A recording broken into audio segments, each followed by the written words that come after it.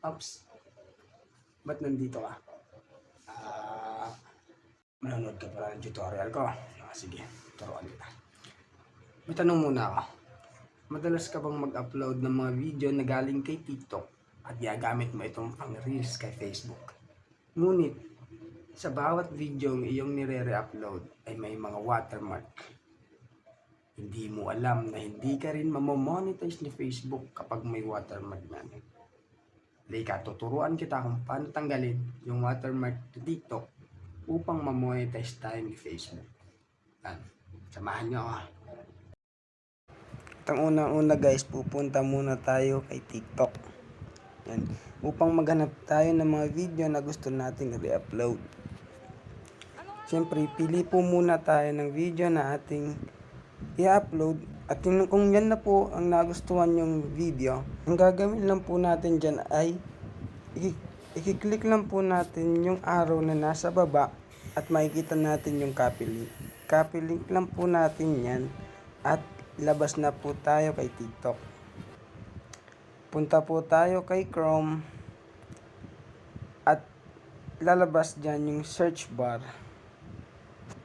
Click lang po natin yung search bar at search natin yung Snaptik. Yan. Kapag lumabas na po yung Snaptik, yan, i-go lang po natin siya, yung bandang arrow din na nasa baba.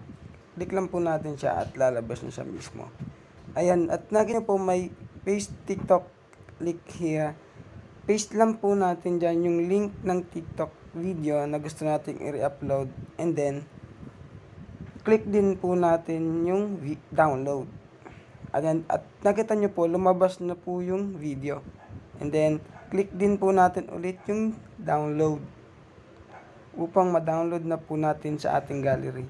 Click X lang po yung ads para lumabas na yung video na ating i-upload. At yan na po, nakita nyo sa bandang taas na downloading files na po siya.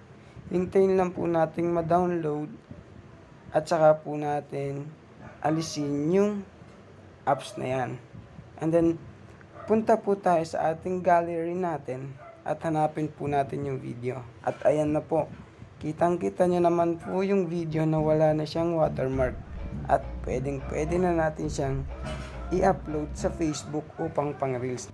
At ayun na nga guys, pwede mo na siyang i-upload kay Facebook nang walang watermark. May natutunan ka ba? Kung may natutunan ka, baka pwede mo naman i-click yung follow button dyan sa baba and then pa-subscribe na rin po ako sa aking YouTube channel. Follow nyo na ako para mas marami pa akong video na mailabas at marami pang tutorial na magagawa. Maraming salamat po. God bless po sa inyo lahat.